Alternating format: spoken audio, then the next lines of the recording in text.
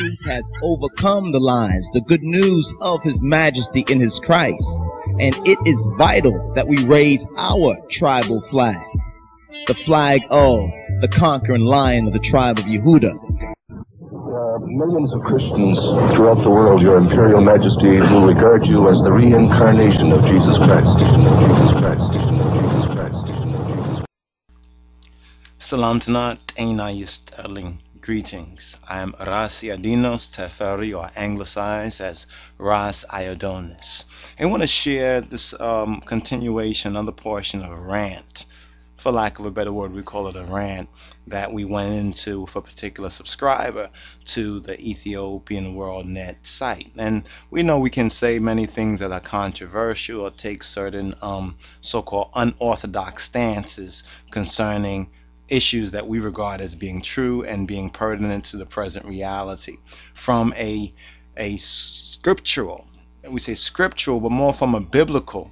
You know, since some may even call us, like, you know, they have conservatives. We don't really agree with the Western conservatives, but in our own field of view, we might share certain things in common with them when we look at the present Ethiopia situation, the present and the current world situation, because we wonder, like, where a lot of Ethiopians really stand and what the common in the Ethiopian community is concerning the Egyptian revolution. And Ethiopia has gone through a lot of these various stages, but there's like a media blackout on Ethiopia, you understand, on the real issues. And those of us who consider ourselves to be, for lack of a better word, Ethiopianist, you understand, based on that movement, that very unique African American and Ethiopian abroad movement, based on us as Ethiopian Hebrews and our whole legacy, those of us who actually have been able to make those particular connections, and those in the Ethiopian World Federation and the historical Ethiopian World Federation, Dr. Malaku Emmanuel Bayan, will understand what we mean concerning Ethiopia, concerning issues of free speech, of democracy, of the monarchy, the constitutional monarchy, and the democratic reforms, which were already in progress in Ethiopia, and the conspiracy of the so-called New World Illuminist, Satanists, and other religionists that actually crept into Ethiopia by various means, you understand, and caused the revolution, or at least cause this betrayal of the King of Kings that took place in Ethiopia. A lot of modern Ethiopians think that we have no right to speak on this particular issue, and this is what really caught us in the rant that we're going to share with you. What a feat in the forwards. Just please be patient and just hear I and I, because we think this is a very important issue, because a lot of us who are, for lack of a better word, Ethiopianists, find that among a certain segment or sector of the so-called Ethiopian population, and many of them who we meet over here in America, and here's what's interesting, a lot of them come to America for so-called democratic freedoms, for opportunities, and because of what black people in America have been able to achieve, and in the West other Africans do as well, but we don't find this particular, with the focus that we as Ethiopianists, going back to even before the 1930s, have had, you understand, with Ethiopia. It was even African Americans who even opened up international political contact among governments between America, the United States of America, and Ethiopia during the reign of Dagmawi Menelik, during the reign of Emperor Menelik II. You know, during his particular reign, it was African Americans who actually made those contacts with the imperial government and with the government of Ethiopia, and America was able to make certain links with that biblical nation, that historic nation. So there's a lot of things that a lot of our Ethiopians abroad, or ones who are so-called physically born in Ethiopia, who have come over here, but some of them have this pride, and everybody has their pride, but in context to Ethiopia and the covenant, the Al-Qidan, such pride that many so-called Ethiopians have, you know, considering the facts, considering the real facts of the matter, biblically speaking, is unjustified.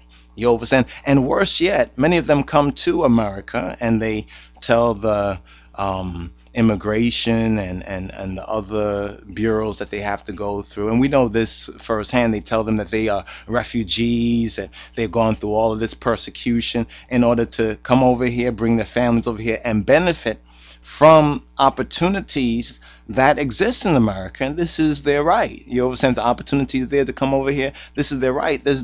That's not the problem.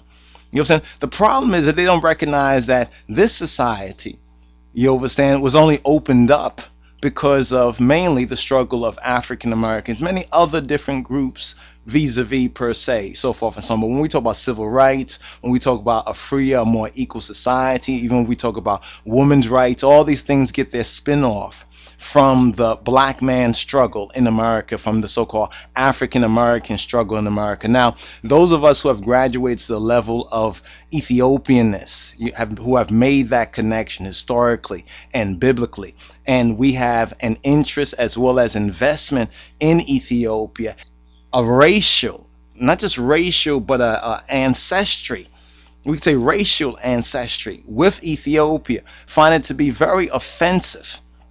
You understand? When certain Ethiopians, so-called pseudo-Ethiopians, right? When some of them over here in America, you understand, living like African Americans, you understand, trying to live like the Cosbys, you know what I mean? But some of them do. Some of them hardworking. Some of them make their money.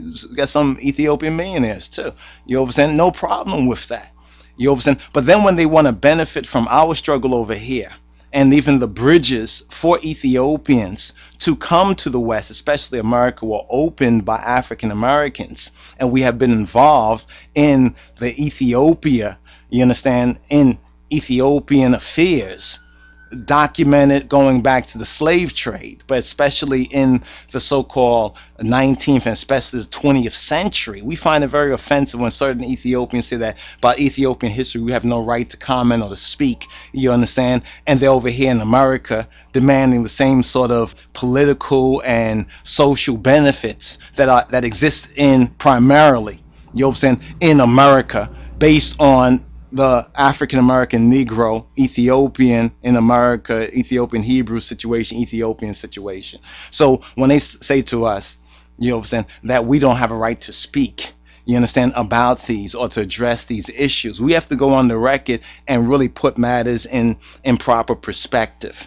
You understand, man, the freedoms that they enjoy in the Americas right now, we have to remind them is because of African American blood, sweat, and tears for Ethiopia and for the real Ethiopia, not this present situation that exists today. This is why we ask, and we're gonna call this video, is Ethiopian democracy and free speech really possible? Is it really possible? Considering the present situation, considering the present dividedness that certain Ethiopians have vis-a-vis African Americans, or we can call it ignorance, because most likely they have not been told this and they have not sorted out for themselves. And a lot of facts concerning the African American Ethiopian relationship has been suppressed. And this is where a dialogue, you understand, a conversation has to really begin. And sometimes when a conversation begins, it doesn't always begin on the most pleasant notes. That's what happens in a so-called semi-democratic or society that has free speech available to its citizens. You understand? So what we're going to do right here is pause for the cause, regroup, address some other similar likewise issues, and let you hear part of the rant, what we said in response, I think, to Fikada II, you understand, who took some offense, you understand, when we basically rebutted something that he had freely said, freely commented on the video, and we freely rebutted him to remind him about certain things, and he called our language immoral and unkind, so forth and so on, because we were basically saying that a traitor is a traitor. If you betrayed your own government and your own ancestry and history for like communism of all, you know, socialism of all things, you understand, in the society that really was developing, still a very young, the imperial system that His Imperial Majesty has sought to upgrade and modernize in some ways. It was still a young system. You understand? We look at America. America is just 200, so years old. You understand? You can't eat the fruit before it's ripe. You have to allow the fruit to ripen. You understand? But anyway, stay tuned. Check this out. Please feel free to comment. You understand? This is free speech. This is our exercise over here of so-called democracy, if you please. So, is Ethiopian democracy now possible? And what about free speech? Thank you. That's not all. What happened actually was that we had got a particular response from the particular individual, you understand, and or another particular individual made a little comment and had said, well, Daja, you are still wrong because Ethiopian history can only be written by Ethiopians.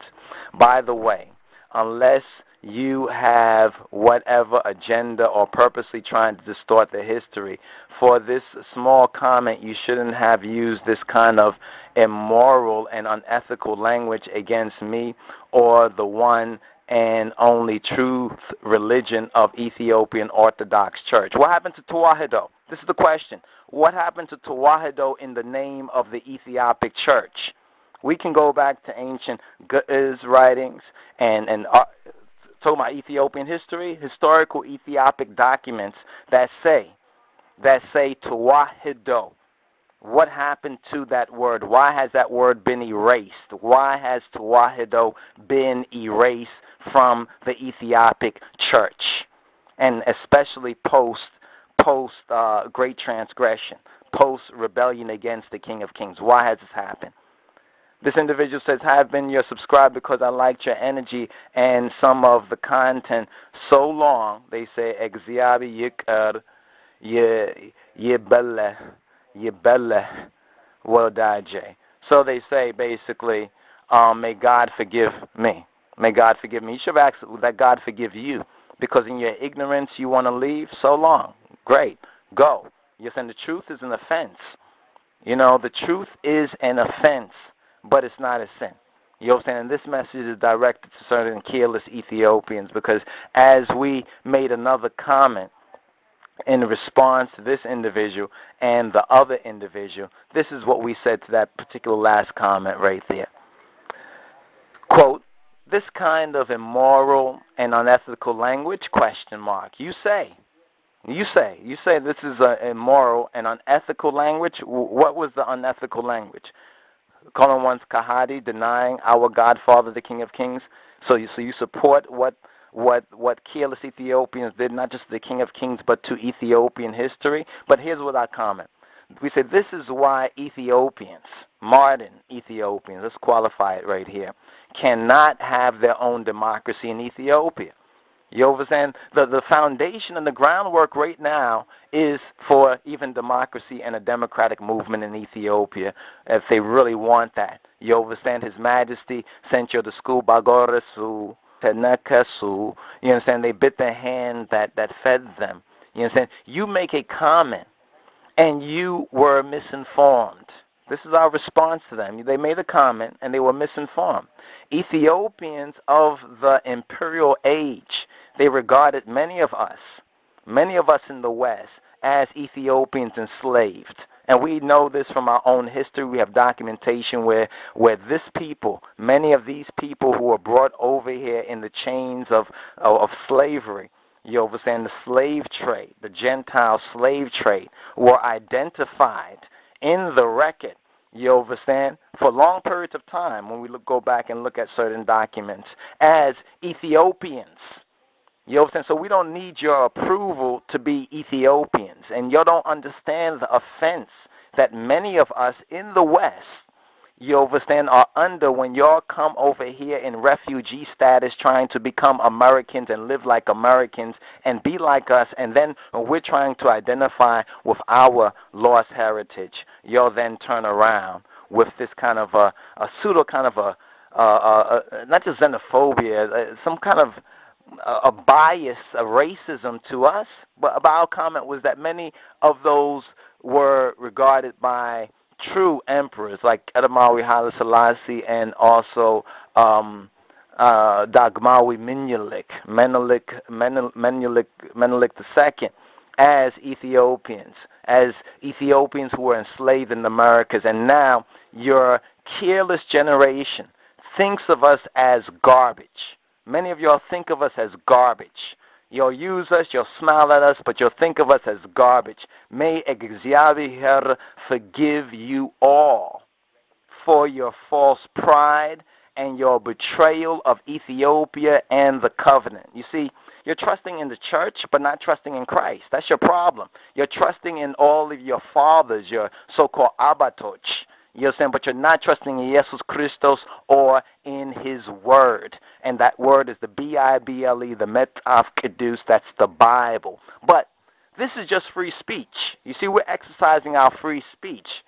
Get used to it and grow up. See, a lot of them don't, they talk about they want democracy in Ethiopia. They talk about they want to be like the West and have democracy and free speech in Ethiopia. You understand? And they complain when ones like Meles Zenawi cracks down on their so-called speaking against the Ethiopian government. They go out and protest and boo different Ethiopian representatives when they come out here. You understand? And then moan to the world about what a woe they have to go through. They don't have democracy and Meles Zenawi cracking down on the internet and cracking down on reporters and journalists and everything like that. And then in a conversation we're having right here on the internet, on the YouTubes, comments back and forth. They make a comment. Okay, we didn't like it, but we said, okay, we'll engage it. And then they have such so-called thin skins, and then they want democracy. They don't want democracy because they can't get used to free speech. You understand? And free speech is not something that America gives us, or America will even give you all in Ethiopia. It's the Almighty God, you understand, that gives one the right of free speech. Because a lot of folks got the right to speak freely, but they don't speak freely out of fears and phobias. You understand? But this is free speech. My so-called offended folk, you understand, the truth is an offense, but it's not a sin. Have you become my enemy because I speak the truth?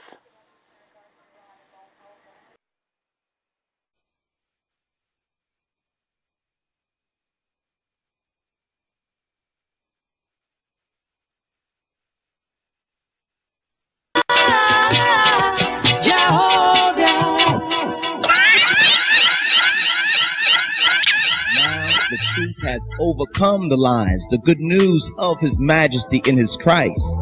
And it is vital that we raise our tribal flag, the flag of the conquering lion of the tribe of Yehuda. Millions of Christians throughout the world, Your Imperial Majesty, will regard you as the reincarnation of Jesus Christ.